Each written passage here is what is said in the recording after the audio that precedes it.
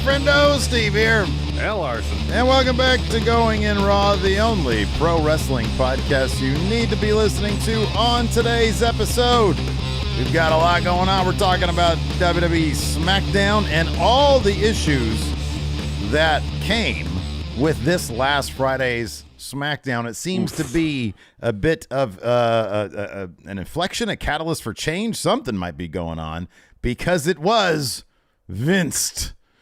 Yeah. God damn it. Also, we've got more additional fallout from Forbidden Door, including a report about maybe some mending of fences when it comes to the Elite and CMFTR.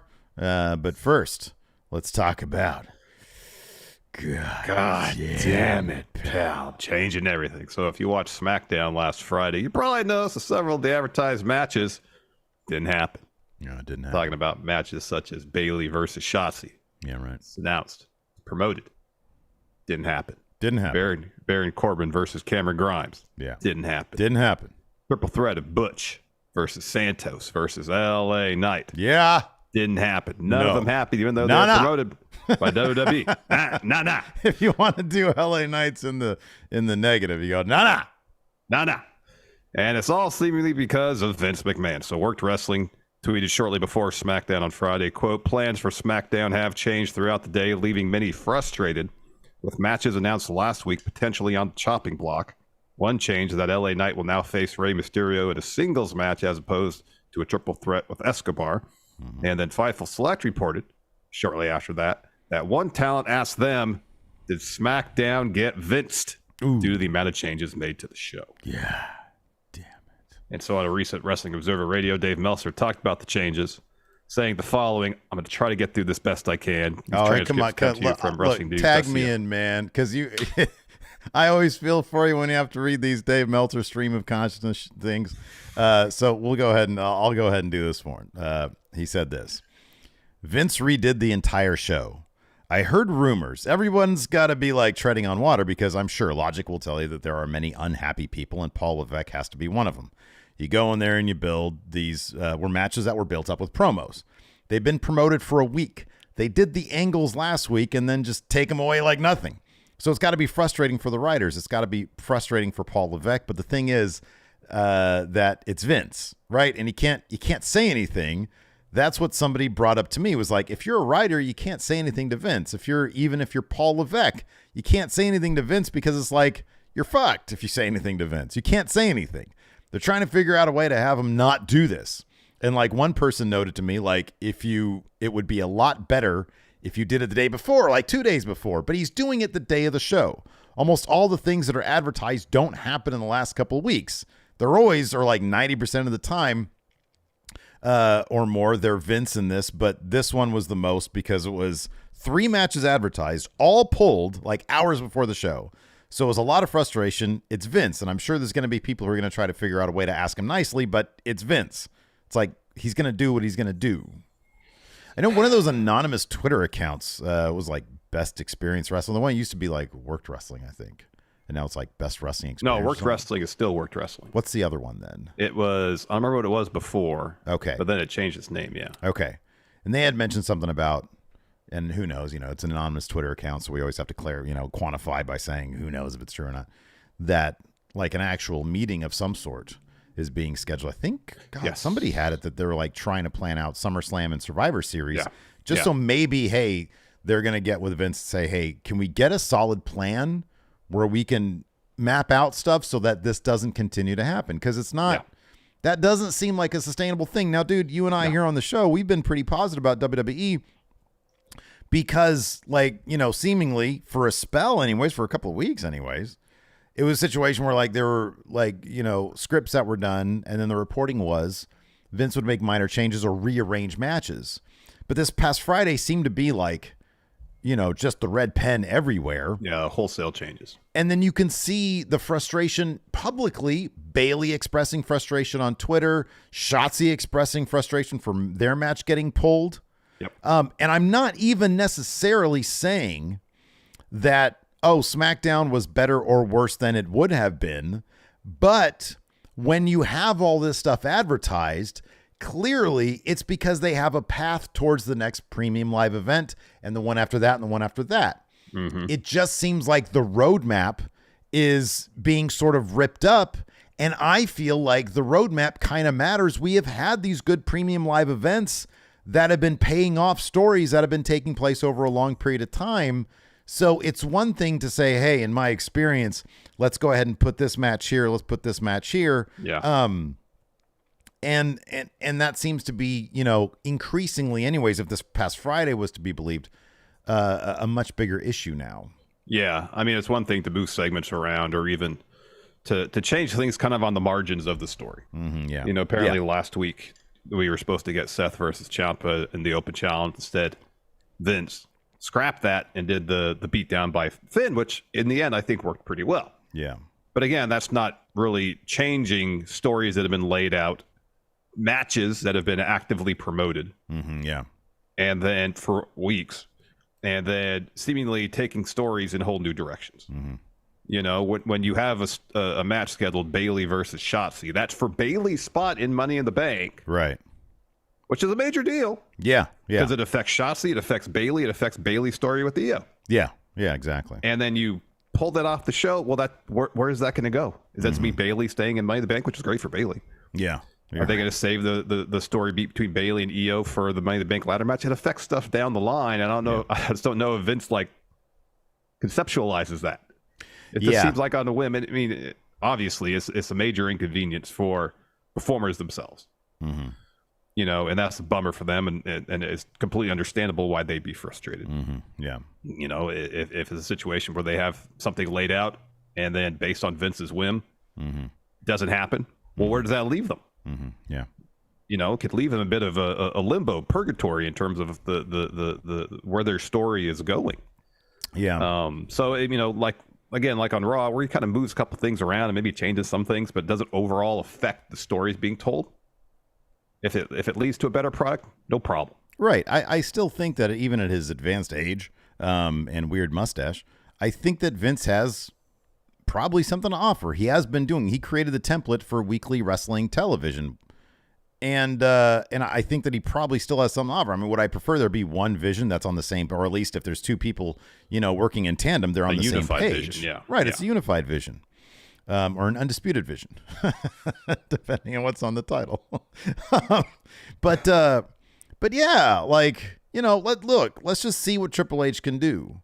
Let's see what he can do when he's got the final say on everything. Because this, coming to sending notes down on high, changing, scheduled matches willy-nilly, it just it's not a sustainable model. And we sort of figured, you had said this, I think it was one of our Ask Stephen Larson's where somebody had asked how much benefit of the doubt does WWE have, and I remember you saying, still not a lot because Vince is still there.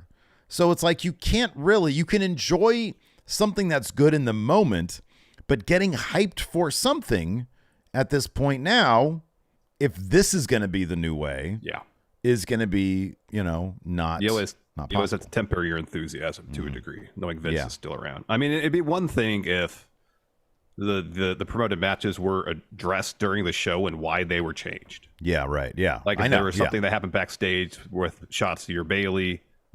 So, all right, match is off. All right, because at least that's storyline motivated. Because you're right. And here's the thing, again. If, it was advertised a triple threat, Butch, Santos, and LA Knight, and instead you get LA Knight versus Rey Mysterio. Now, man, if you just put those two matches on paper, I would probably go with the LA Knight versus Rey Mysterio. He did get a clean win over Rey Mysterio. But that's sort of not the point, you know? I mean, they need to do something with Santos anyways. Yeah.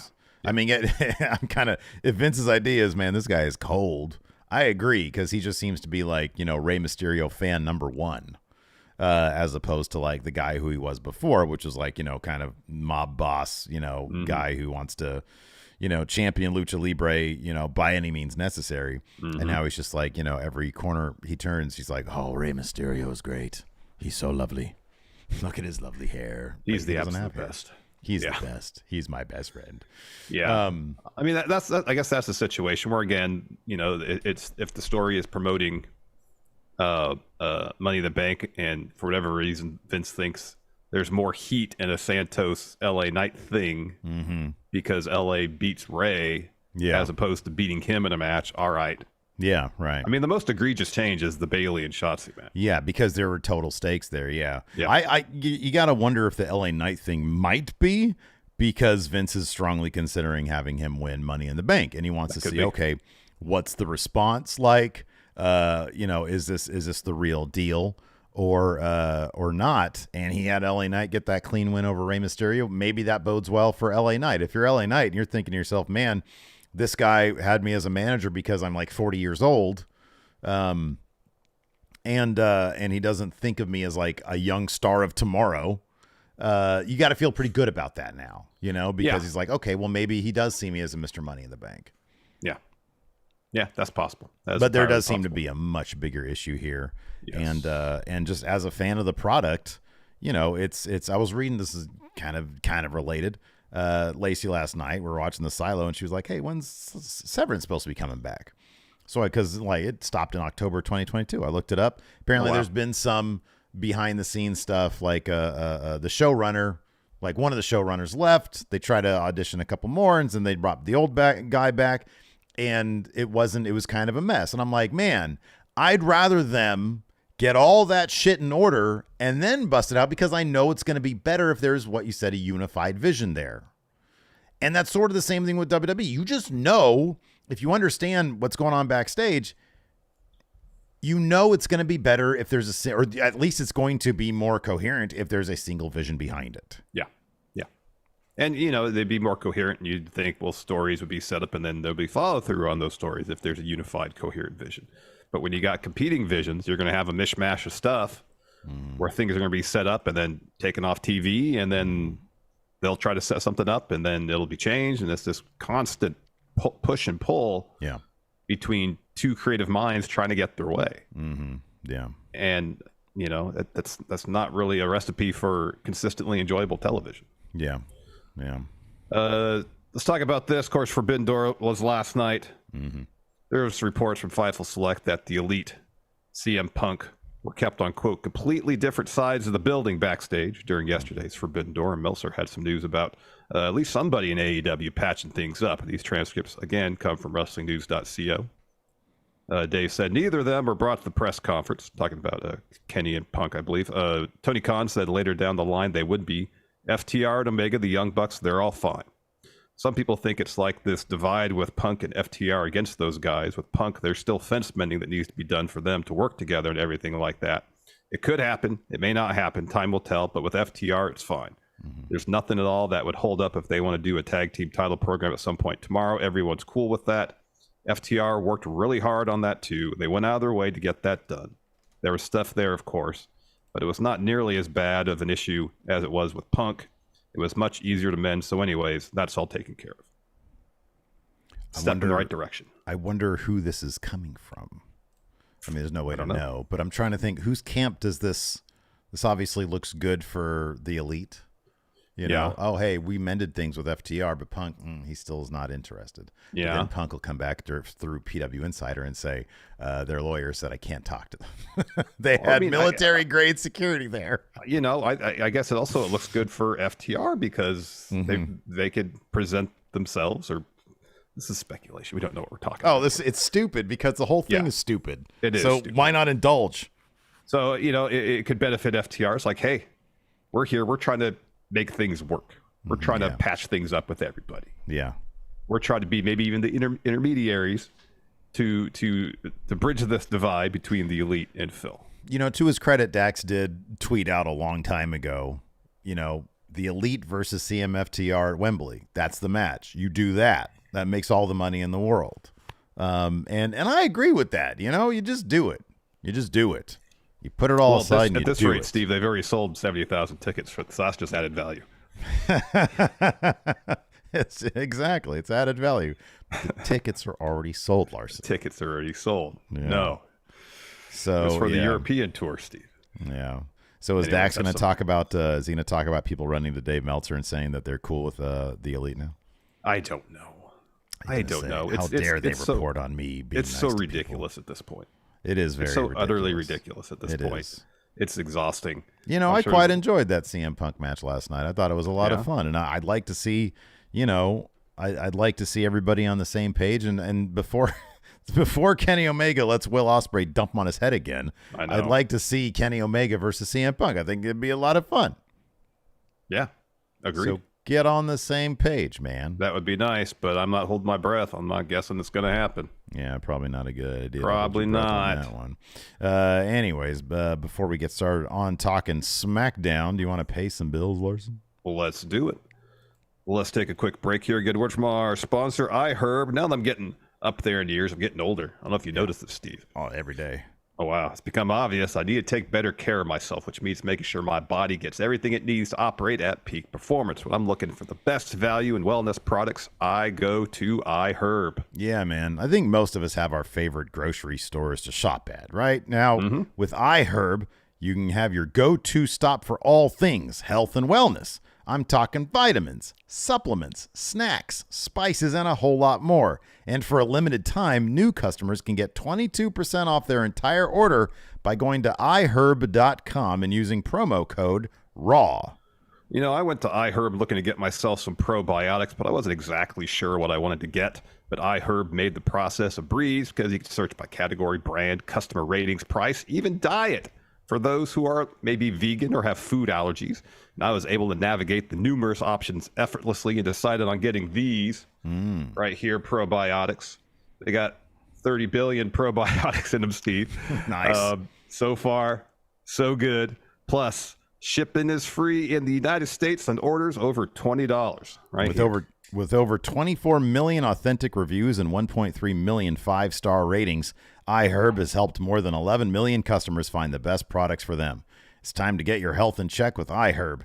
New customers get 22% off your first order when you use code RAW at iHerb.com. iHerb.com. That's 22% off your first order at IHERB.com, promo code RAW. Choose iHerb because wellness matters. I appreciate that when you looked at the probiotic bottle, you go like this. the typical old man look. Like, I gotta look at it from like 5 feet away. 30 billion. I can tell you, I told you I'm getting up there in years. Before we continue here on with the show, I want to bring this up really quickly.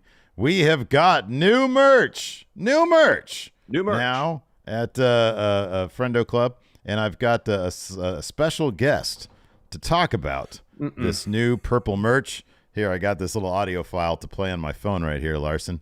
I'm going to play it real quick here. Why are you hey, what's going on, everybody? That doesn't sound like something coming from a phone I got to speaker. pause this now. Hush.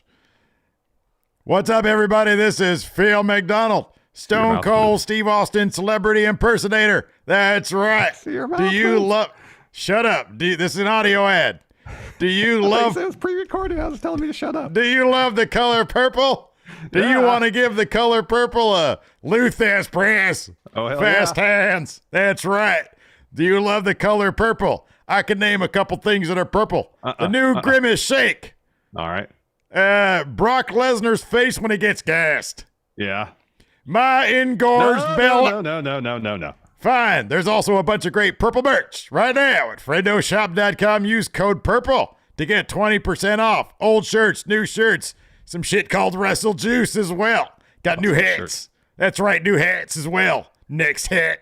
That's right. Go to FriendoShop.com. Use promo code PURPLE to get 20% off.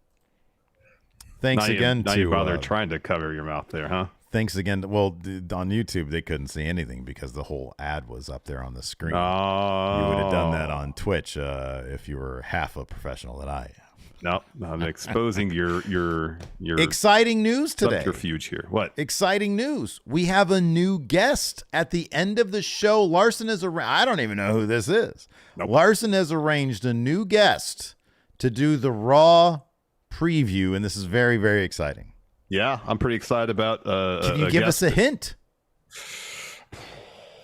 I don't. Is it a celebrity impersonator? I might do you one better than celebrity impersonator. It might just be celebrity. Wow. So stay tuned. Okay. Yeah, stay tuned. Okay. Stay tuned, and end of the show, we'll hear from our new guest. How about that? Okay, I think that's awesome. I can't wait. Looking forward to it. Anyways, let's talk. Give me 1 second here, okay? Okay, I don't know. What are you doing over there? I gotta text somebody. I hope you actually got this. Okay, well, let's talk SmackDown. Let's talk about the new Big Blue champion real quick. Oh my goodness gracious! So, as seen on our live stream last night, and I cut together those reactions for the Friendo Club Wrestling channel this morning. So they're up right now, including the very end where we found out who won predictions.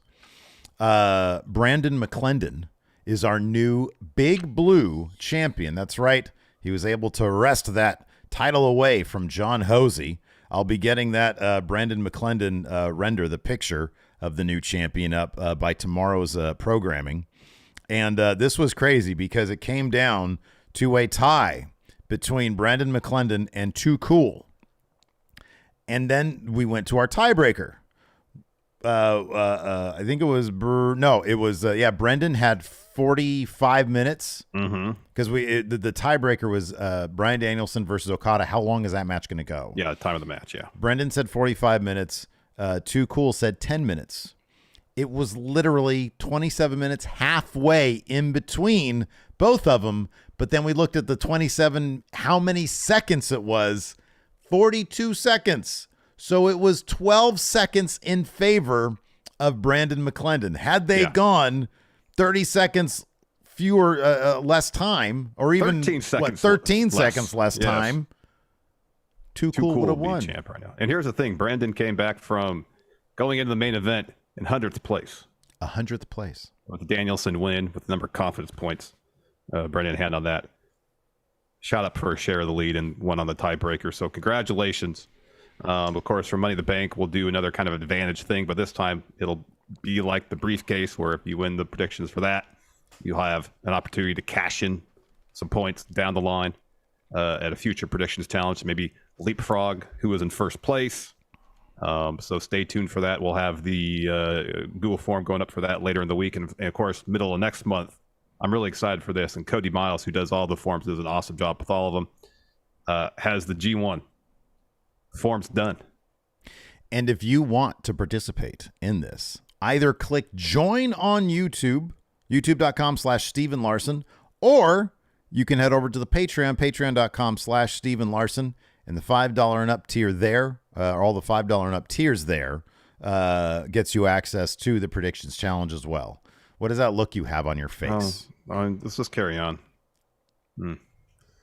Hey, if you're watching here on the YouTube Live VOD, if you could please give this show a thumbs up, a like. We're new to this podcast and thing, this YouTube thing. We hear it does a lot of good for the show if we get a lot of likes. And if you like what you see, what you hear, consider hitting the subscribe button, the notify bell, so you can be notified of future broadcasts and videos. Correct. All right, man, let's talk the Vince episode of SmackDown. Yeah. Let's see here. What happened here? We had a Grayson Waller effect with, we have a unified women's. That was a really good match too. Tag champions. It was a really good match. You know, man, one comment that I see everywhere is how much people kind of don't appreciate Ronda Rousey. They don't really like her very much. I can absolutely appreciate, though, that, like, and I saw the sentiment expressed online today. It was sort of a counter, an unpopular opinion, if you will, that she's not sitting there trying to hog the title scene. Mm-hmm. She's there with, like, her best friend. Mm-hmm. She not necessarily puts anybody over, but that's not sort of on her. That's on creative. But she sells other acts. Yeah. And they sort of chumped out Alba and Isla. I get that. But, and I'm talking about creative, not Ronda Rousey. But I kind of appreciate that she's just there to sort of like be in the tag division and try to elevate the tag division. And apparently that was at her insistence. Like, hey, I want to make the tag division a bit better. And so she can run it with her and Shayna. I don't know. It's not like she hogs the screen all the time. It's not like we're always getting Ronda Rousey. I kind of appreciate that she's just there to hang out with her friend and have a good time. Yeah, no, I can appreciate that too. And you would think and expect that once Shayna and Ronda's tag title reign comes to an end, then maybe we'll get that feud next. Yeah. And Shayna will get the win, get the better end of that feud, and in the process elevate her back to where she probably should have been this whole time, is a title contender. Yeah. You know, main event title contender. So hopefully that happens down the line as well. But yeah, I mean the way Ronda has been approaching her work in WWE over the last year or so, you know, it's seemingly just focusing on elevating the women's tag division, working with Shayna. Yeah, it's pretty neat. Yeah. No, I kind of dig it. So they're the new undisputed. Yes, undisputed and undisputed. Unified. Yeah, unified. Yes. Yeah, because it's undisputed if you have like all the available ones. Yeah. And they do. So they are in fact undisputed. And they unified them because they have all the available ones. I'm guessing we're not going to see those NXT tag titles anytime soon. You think they're just they're not gonna get new ones? They're probably just gonna stick with the. Oh, maybe they might get new ones. I don't know. Everybody seems to like having so many belts these days. I get the feeling they might just carry all 4 of those titles. That's entirely possible. It's entirely possible. You know, Sammy and Kevin do that shit. That's true. And it was a strong showing for Alba and Isla though. They got a lot of their offense in. They had control of the match for large portions of it. It wasn't like it was a squash match, like they got chumped out. Yeah. You know, they were booked to be on the level of Ronda and Shayna. It was just ref had back turn. Ronda kicked Isla. And that's what kind of turned the tables that led to them losing. So yeah. What'd you think of I saw some differing opinions on Grayson Waller, the Grayson Waller effect with the Pretty Deadly. What'd you think of that? It was all right. It was fine. Yeah. I'm curious when they're gonna have Grayson Waller wrestle.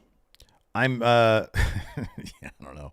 I'm sort of disappointed that because we have not seen Austin Theory in a while, have we? No, we have not. It's been and a couple I weeks was at least. really hoping they were going to do a thing where they put Pretty Deadly with Austin Theory because they did it for like that 1 week. Yeah. And like it's funny because I talked to Maggie about this a little bit. There was recently WWE's digital or social media or whatever put together this little thing where all the past or a lot of the past Money in the Bank winners talked about what they carried around in their Money in the Bank briefcases. Oh, interesting. And Austin Theory is the first one to talk about it. If you ever see him when he's out of character, this dude has got all the charm and charisma possible. And I have no idea. I mean, it's similar to what we saw in The Way. Like he's not a dullard like he was in The Way.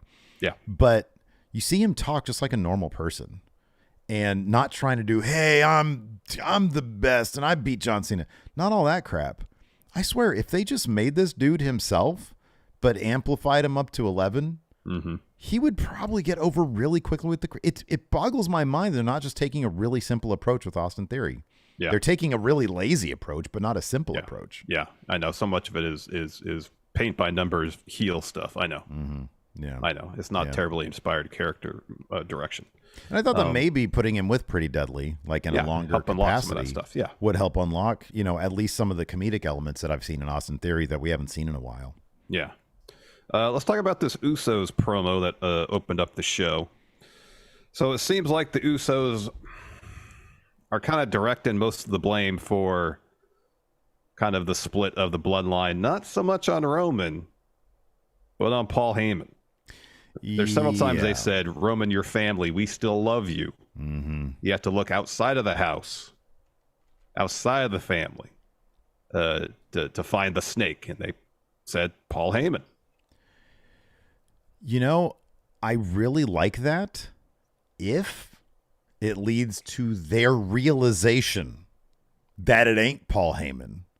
That right now they're bending over, they're doing all the mental gymnastics to not pin it on their cousin because they see him as a guy that they can get back.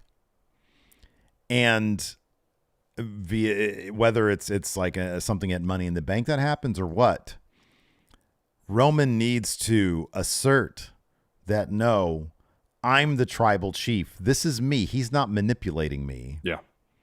And they'll see that, or they're just trying to manipulate the shit out of Roman by taking away his power and placing it in the hands of Paul Heyman. My one thing about this whole Vince situation is I hope to God that he is not meddling with the Bloodline stuff, because from all accounts, that is a Paul Heyman, Roman Reigns, Michael Hayes. There's a team involved there that seemingly doesn't really include Vince, that we've heard of anyways. And I hope he's not going to dumb down the Bloodline stuff, because there is potential there for some really good stuff. Mm-hmm. And I hate to see that go to waste. But if the idea is the Usos have sort of an ulterior motive, they're not so naive as to think, or if they are, they're going to have a rude awakening, so to speak. A rude awakening, yes. When not the neck breaker, but the colloquialism. Yeah. Not when the Roman spitting neck breaker as done by Ravishing Rick Rude. Yes. Right. I really hope that they, they're like, oh shit, no, he really is a son of a bitch. Roman is a bastard. Yeah. Yeah.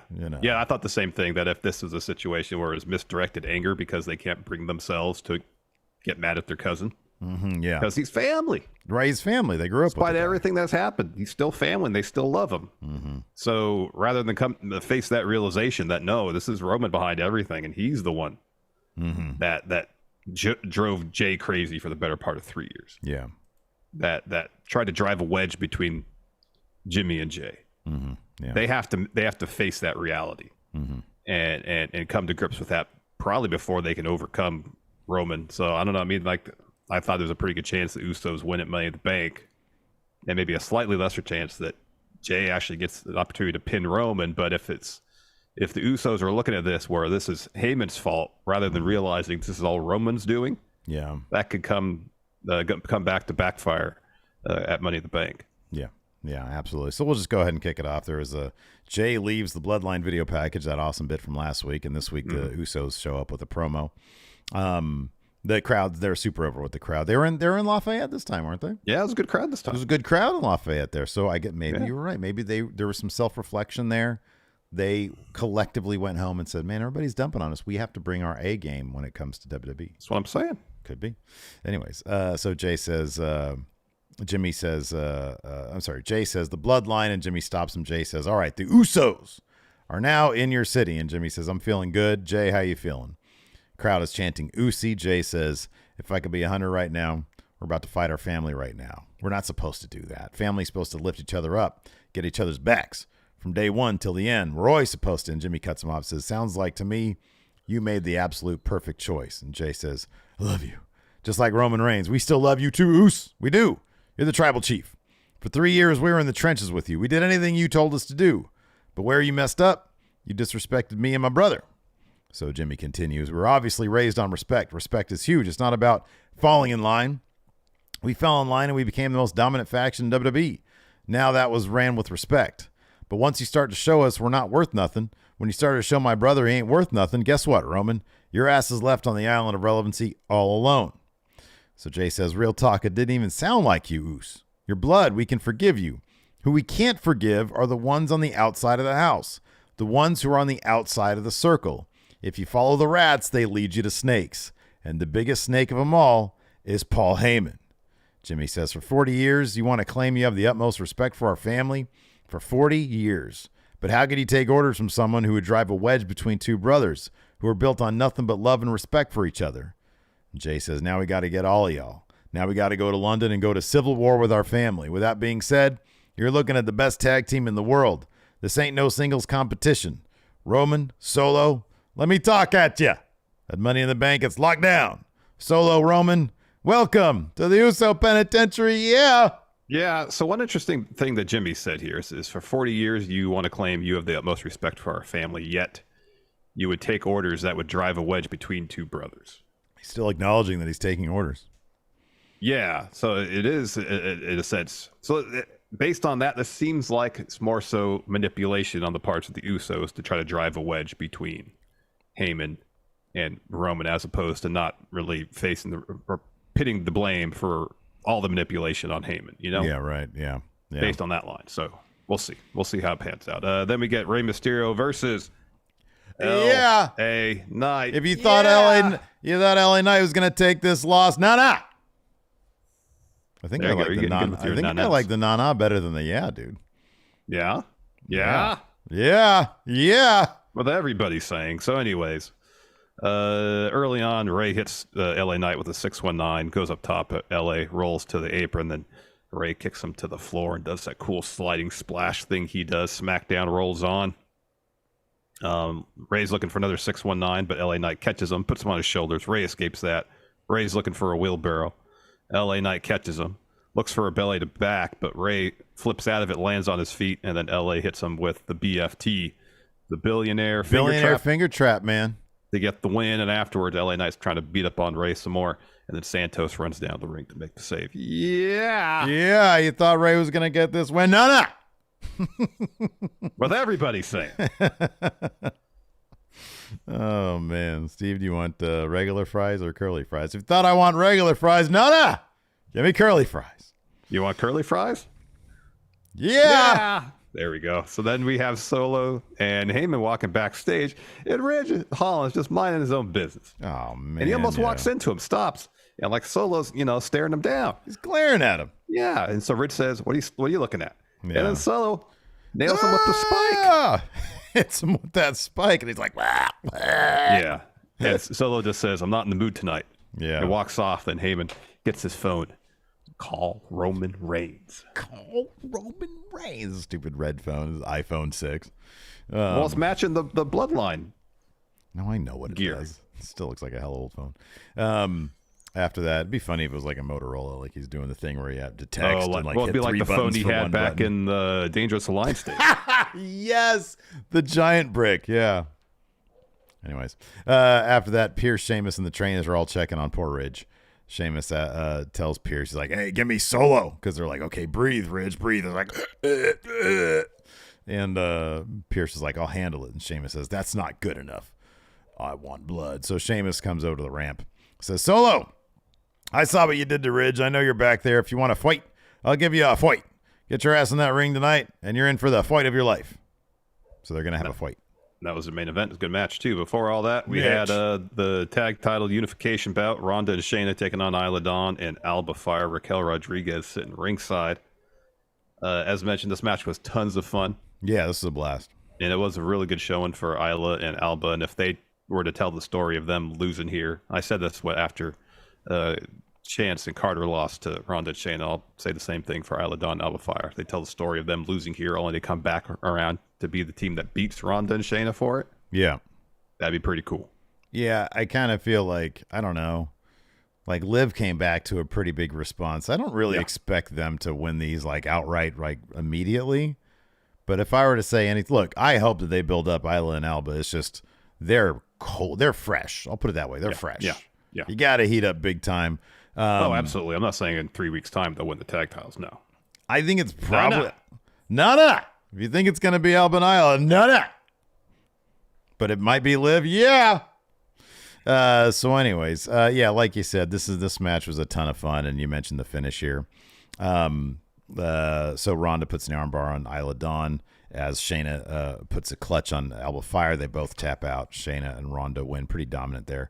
Yeah. So they grab mics as Raquel walks up the ramp, and Ronda's like, she said, what is it? Vamos, whatever. She said it in Spanish. Yeah. She said, "Where are you going, Chiquita?" She said for the people who don't understand, she's like, "Where are you going? What are you doing here in the first place?" And Raquel comes up to the apron and says, "I'm here because I want a rematch for the titles we never lost." And Shayna's like, "We? Who's we? I remember tearing everyone apart limb by limb. Who is we?" And then, "Watch me. Watch me. Watch me. Watch me. If you want to watch me, no. Liv Morgan's hit. Liv Morgan's music hits. She comes to the ring. Her and Raquel step up to Ronda and Shayna. They all talk shit. And then Ronda and Shayna hold up the titles, and they leave. Yep. Well, did that match get added to Money in the Bank? I think it did. Did that match get added to Money in the Bank? Yeah. This tag title match, I think so. Honestly, I don't know. Then we got Waller Effect with Pretty Deadly. So Grayson Waller kicks things off, introduces Pretty Deadly. They come to the ring. They declare that the Waller Effect is their favorite talk show, so much better than the KO show. Mm-hmm. Waller says it's nice to have guests with good style and good manners, but wants to talk about their tag title opportunity against Kevin Owens and Sami Zayn. And Kit Wilson says, "You said it, our home country and the greatest city, London. We're not taking it lightly. These are two men who have won the main event night win at WrestleMania." The Prince says, "I don't feel like they're giving us that respect. They came out and said they were surprised we're the number one contenders. What's surprising about a team that won gold on their debut that unified titles ourselves? They could carry on bickering with each other, seeing if their two giant egos can fit in one team. but we've been on the same page for the last 3 years. We're on the same page tonight, and we'll be on the same page in 10 years when we're running the tag division. So Waller says, we need to talk about last week. They were the Iron Men of the Gauntlet match. And Kit Wilson says, yes, we're the Iron Men of SmackDown. And Prince adds, that was a match. There were times that we didn't know if we could continue. It took blood, sweat, and tears. We did it. The Brutes lasted till the end like we did, but we beat them. And they start saying, well, the LWO beat them. The OC beat them. Hit Row beat them. Street Profits beat them. And then the Street Profits music hits. They walk to the ramp. And Ford says, do you say our names? Is it pretty deadly? But you know what, guys? We're back on SmackDown. Since you guys haven't been properly introduced to the smoke, we're the ones to do so. So that match was next. Pretty Deadly versus Street Profits. Pretty Deadly got some smoke, but not enough because they got the win here. So the Profits isolate Prince. Ford hits him with a rock bottom. Tags in Dawkins. Profits set up for a Doomsday blockbuster. Kit pushes Ford off the top. Prince rolls up Dawkins. Kit wraps Prince's shirt around his feet for extra leverage there to get the win. Earlier in the match, Ford took Prince's kind of like half shirt off. Yeah. Put it on. So another loss here for the Street Profits. If you think they're going to stay together, no, they're going to break up. I don't know. Or they might go bad guy. If either going to stay bad guys, stay good guys, no, they're going to go heel. Next up, Charlotte Flair versus Lacey Evans. This is a pretty quick match. Charlotte hits her with a boot. Locks on the figure 8.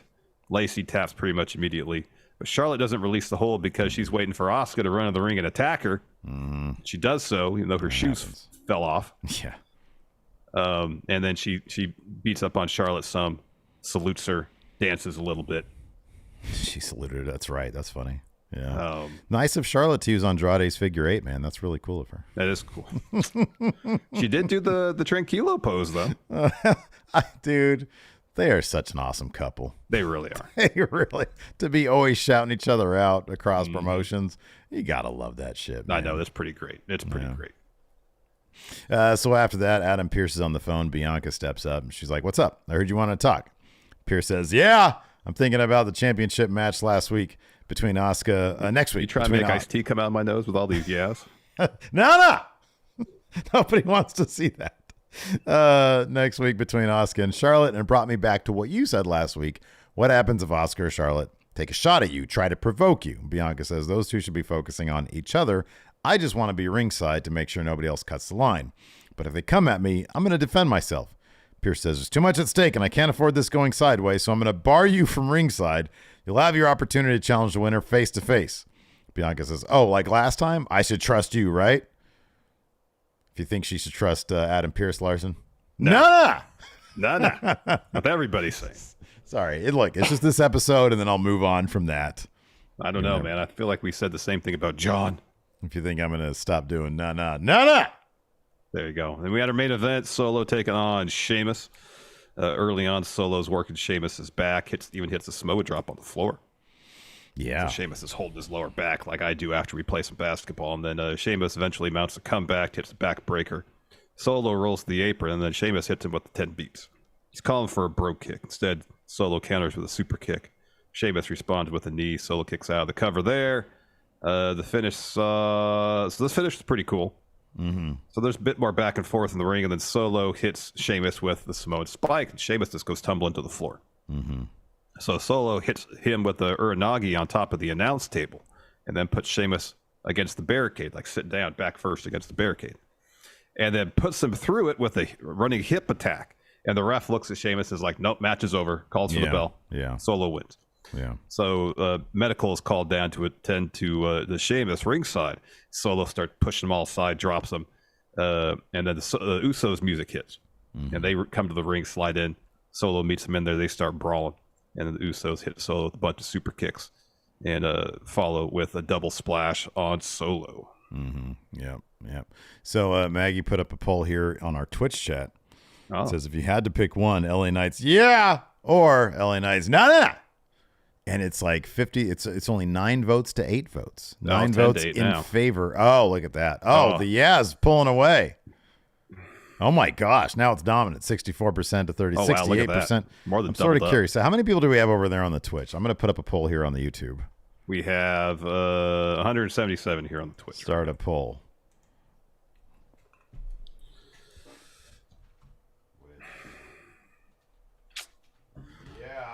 was a pretty breezy SmackDown now that we've concluded the recap here. Yeah, I kind of noticed that when I sort of looked. I was like, man, this was like I said, a breezy SmackDown. Yeah. Wow. Doubled up, more than doubled up. Yeah, more than doubled up. Nah. All right, well, let's see what. I mean, look. I will admit, yeah, it's pretty iconic. It is. Kind of new, or at least new in our lexicon here. Yeah. So maybe it just needs time to cook. I'm like sure. Alba and Isla. They need time to cook because right now on YouTube it's like 79-21. Yeah. Wow. Yeah. I mean, what do the crowd say? They say, yeah. They don't go, nah. Yet. That could change. Yet. Oh, man. Anyways, let's go ahead and answer some questions. We've got question threads. Let's do that before we get to Raw. Yeah, let's do that. Yeah, so we got a Raw preview coming up here in a moment with special. Larson's bringing in the special guest. Usually he just does like the notes and like, he does a lot of the behind the scenes production stuff, the ad read stuff like that. But now he's like, hey, I want to flex my creative muscle and bring in my own guest. This is a huge moment. This is massive. And I can't wait to see what guest you've brought on. And I can see by the look on your face, you're so excited as well. This is definitely going to be a yeah and not a nah. Well, let's see how it pans out before we go to those links, Steve. All right. All right. Anyways, let's see here. First up, first burning question. Yeah. Floppy says, with Will Ospreay's contract coming up in February next year, do you think his signing will be influenced by wherever the Elite end up? Also, where would you guys personally like to see him again? I mean, he seems like he really enjoys working for New Japan. Mm-hmm. I think he said he doesn't want to live in the States. Yeah. So, I'd be pretty surprised at this juncture if he didn't re-sign with New Japan, but at the same time, who knows?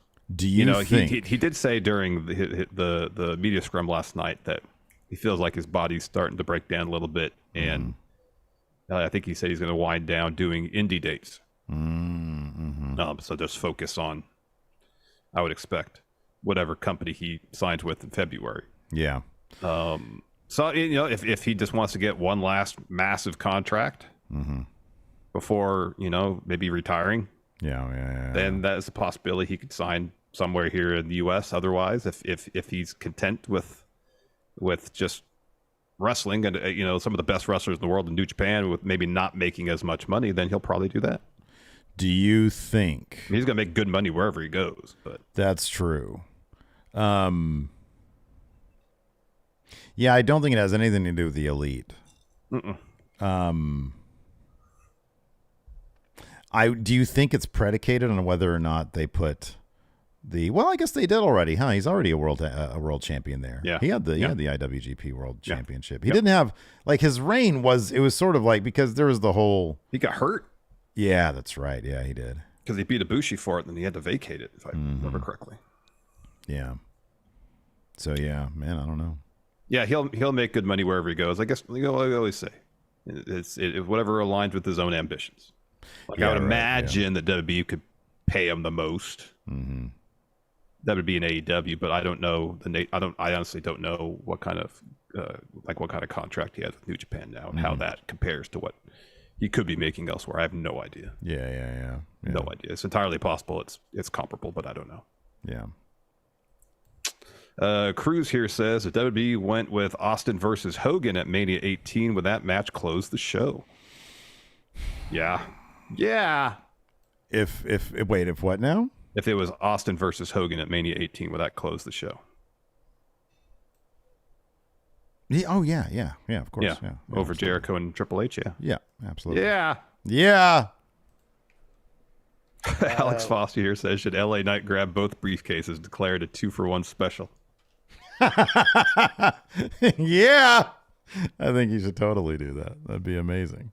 Let's see here. Sea Beast says, got to attend Forbidden Door last night. Fantastic show, but 5 hours, no commercial breaks. So found myself having to choose concession/bathroom break matches. Should pay-per-views have intermissions? Well, the problem there is, wouldn't you just load up? Like, you'd end up loading up the bathrooms and concessions at that point because it's intermission. Everybody's going to flock there. I'll say this about the nature of how WWE has done their premium live events is moving to Peacock. Yeah, where there's worked in breaks in the card so they could run commercials for those who have the lower tier of Peacock. Yeah. So just kind of like worked into the show are little 3 to 5 minute breaks where you can run to the bathroom, go grab some nachos, whatever. Yeah. So I imagine from a experience of the live fan, that might be kind of cool. Yeah. No, that 3 or 4 times during the show. All right, I got some time to use the bathroom. Yeah. If I want to go grab a beer, I can do that. Yeah. Yeah. Yeah, no, I agree. I usually just like once a match ends, I'm like, okay, I've got like probably 10 minutes before the bell to the next one because there's entrances and stuff. You got video packages maybe and entrances, Yeah. Nikyle asked, when does AEW bring in Kota Ibushi? I don't know who they are. Because here's the thing. If Kota what was the last thing that we heard about him and his relationship with New Japan? If he doesn't have a great relationship with New Japan, I know he wants to work with Kenny, and I know he said that he wants to go to AEW, but like, I don't know if he was on at one point he was on really bad terms with New Japan. Yeah. And I don't know if he'd want to get involved with a company that still has a relationship with him. I don't know. It depends on what he wants to do, I think, too. He said he doesn't want to sign a long-term deal with anybody. Yeah. He's expressed interest in working with people in WWE, with working with AEW. With being at the Performance Center coaching. Yeah. And he's got his own, I think he either is or has opened his own wrestling school in Japan. So, it just depends on what he wants to do. And if he signs a short-term thing with AEW to do a program with Kenny, that'd be neat. This is a great question.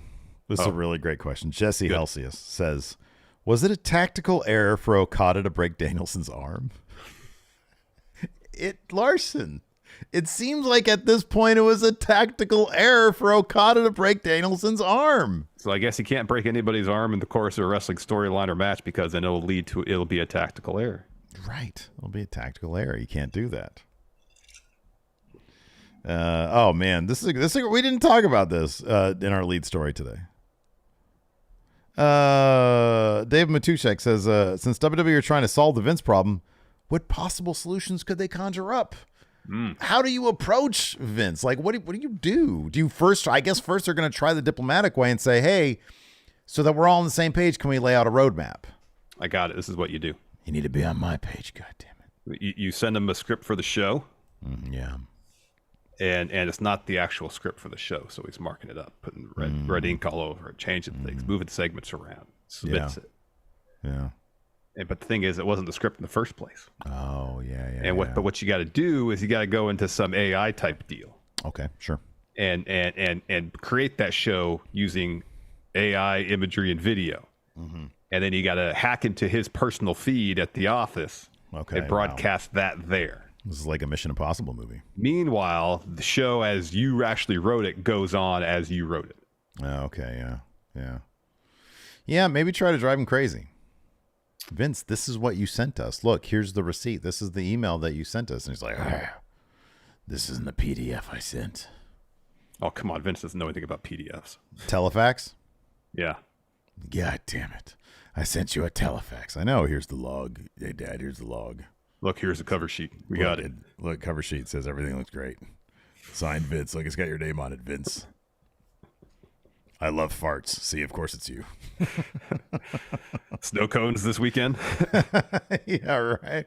God damn it, this is me. I'm going crazy. It must be me. We're going to throw axes at things. Luis here says, should Forbidden Door be turned to a 2-day event so we let matches breathe and get actual dream matches? I would like to have seen Hiromu and Shingo get singles matches. Yeah, all AEW pay-per-views should be weekend long. This should be 3 hours each day. Yes. Yeah. Because I'm over this 5 hour shit, man. The 6 hours. It's exhausting. Can't do it. It's too much. Like we're talking like we're exhausted, like we're doing actual work, Steve. I know, exactly. I feel like I work at the post office when I'm doing an AEW pay-per-view. My God. And you see the poor people in the stands are like, Oh God, my feet, my ass. Oh God, I'm so antsy. I saw one guy cranking his neck in the crowd. I'm like, man, like it's Okada Danielson, and this guy's like, oh God, when is this gonna end? I know. They're long shows. I know. We get spoiled with these 3-hour WWE shows. We do. We really do. Mayor Planet Houston here asks, what injury spots are you not comfortable seeing or think have no place in wrestling? I'm assuming Mayor Planet Houston here means scripted injury spots, a la what happened last night during Okada Day. Oh, man. So I'll be honest with you. I don't mind the spot. I don't mind the idea of it. What I like about last night, for example, is the doctor, I don't want them to make it seem too real. The doctor and the ref stopped the match. Danielson was doing convulsions, but honestly, it did, like, the ref would have been to the back. He'd have kind of been, something's really wrong. And you can tell the production gets weird. You know, all of a sudden they won't show Danielson. Yeah. They'll show the crowd or something. If they stop showing Danielson, yeah. So just don't make it too real. Yeah. And I'm fine with it. Like Okada, within like 30 seconds, pushed the doctor back, was like, I got this. I'm going to give him a Rainmaker. Okay, you know he's fine. Yeah. Or at least if he's not fine, like he's fine enough to wrestle because he's indicated as such. Yeah. He probably communicated to the ref and the doctor, something's wrong with my arm, but let's just keep this going and we'll wrap it up. Yeah. Apparently, it was 10 minutes before the finish of the match. Does that coincide with the Dr. Rainmaker stuff? No, it precedes it. I think it was when Okada gave him the top rope elbow. I think that's what Meltzer said. How much time was there between that? That seemed way earlier in the match. Oh, did it? Okay. Yeah, I don't know. We'd have to look at that. Yeah. Can we pull up Chris's notes and see what it says there? So Zondo says, so Brian faked a seizure to cheat if the story was. Yeah, I'm still not sure if that was the intended story beat. He was faking a seizure. Yeah. Okay. Yeah, that's how I took it, at least. That he was doing that like MJF would like he's faked knee injuries before. Like, I mean, that's a usual wrestling trope where someone fakes an injury so their opponent lets their guard down and then they take advantage. Yeah, seizures a lot. I like the idea better that he was actually having seizures and Okada just fucked him up anyways. Yeah. Here, let me see when that top rope elbow took place in the Okada match, because that's just what Meltzer said on Twitter, I think. So, let's see here. We'll probably. This actually sounds like a really good separate video for Friendo Club, but Spud says at the half point of the year, who are your winners of wrestler tag team match and event of the half year? I don't know. I'd have to look into that a little deeper and then do an actual video on it. I think that'd be fun. We have like predictions for the rest of 2023 coming up. Soon on Friendo Club Wrestling. We actually got a lot of stuff in the can that this week. Do you want to do star rated for Forbidden Door today? Yeah, I was thinking the same thing. Yeah. We got that, and of course we'll have Money in the Bank predictions going up this week. Yeah. Of course, reactions today. So there's a lot of stuff. Yeah, I mean, if you want to take Wednesday to finish editing the quiz thing and get like all the other stuff, we could do that. That's fine. So looking at Chris's notes here, that elbow drop off the top. It was actually right before. Right before the. That's what I figured. Yeah. Okay, so maybe he was doing that so he could tell the ref. Yeah, could be. Let's see here. Michael Scalamini. Here's another one that could get its own video. He says, this is kind of an easy one, though. He says, I wanted to ask you why you think tribalism has become so bad in wrestling. I don't remember it being this crazy even like 4 years ago. Larson, what happened 4 years ago? AEW became a thing. I'm not blaming AEW for this, but a major competitor to the WWE was formed. And major voices in wrestling media. And I'm not exclusively laying it on like the Jim Cornettes out there, but between Eric Bischoff talking shit every 2 days about AEW and Cornette saying what he has to say about Kenny and the Bucks and this, that, the other. Yeah. I think fans naturally tend to engage in that type of thing. It's exacerbated by the wrestling media, and it just sort of feeds off each other. And social media too. And social media in a major way. Yeah. We got some super chats here too. Luis says, guys, the AMC I was at put an ad before Brian's entrance, so we missed Final Countdown. So disappointed, but was dine-in theater, so it's all good. But I had a burger. I had a bacon burger, so it was all good. Good. I had a bacon burger and a Pacifico, so I'm good. Eduardo here says, how are you guys new to the podcasting business if the old Going in Raw logo says it was established in 2014? Good question. That's been oversight. Yeah, that 14 should have been a 23. Yeah. So our bad on that one. Sorry. We are still learning Photoshop and things. Exactly. Maybe it's a template or something like that. Yeah, it could have been a template. Yeah. All right. Well, I think that does it for the show today. Whoa. What are you talking about? Special guest time, man.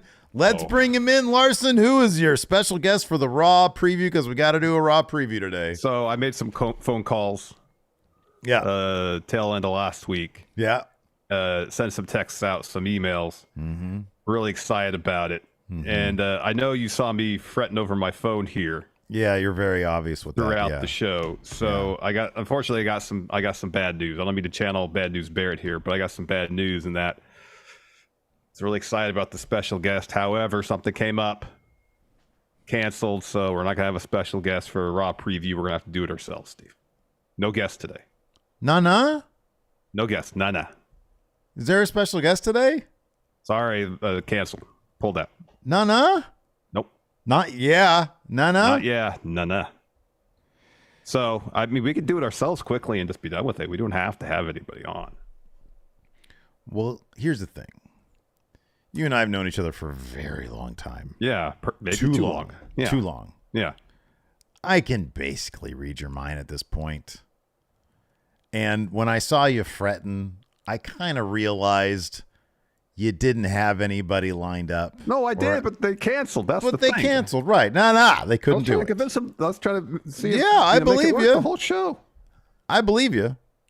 You're saying you don't, you kind of put it out there like you don't believe me, though. But luckily, I got on the phone. And no. I was able to arrange. No, this is my responsibility. Guest. You don't do this anymore. Right, I know, but hey, listen, I got your back here. I got your back. No back. No one needs to have my back. Let's bring him in. What's going on, everybody? No, that's right. Fired. You're out of here. Phil McDonald's back. All right, that's right. Time for a Raw preview. Here we go. Show's over. Goodbye. All right, first up in the Raw preview, we've got Dominic Mysterio. He's going to address Cody freaking Rhodes. That's right. Wonder what he's going to address him with. Pants? Hopefully not. Next, bitch. Seth freaking Rollins is going to provide an update on his condition. I wonder what his condition is going to be. Maybe he's pantless. Women's Money in the Bank Summit. What are they going to talk about? They're going to talk about Seth freaking Rollins being pantsless. And finally, Raquel Rodriguez and Ronda Rousey set for a one-on-one battle on Raw. Is that match going to happen, or is it going to have a wonk finish? No. It's going to have a wonk finish. That's my prediction. There's your Raw preview for the day. I'm so glad I'm back. Next, bitch. Thank you very much, Phil McDonald, for filling in for Larson's special guest. I got Larson's back today. Wait a second. Where'd he go? That's not him. Hey, where'd you go? Hold on a second. I gotta text Larson. Where'd he go? He just let me do the show by myself? No. I need you. I just put I need you. Let's see if he comes back. Because I specifically put I need you. So hopefully he's going to come back. We'll find out. Anyways, while I wait for him, he's in all caps. He said, nah. Too bad I'm gone. He said, nah. Too bad I'm gone. So I'll wrap up the show today. Thanks everybody for tuning in. We appreciate it. I think we'll be back tomorrow. Yeah? Or nah. I don't know which one. We'll see you guys then or nah. Goodbye.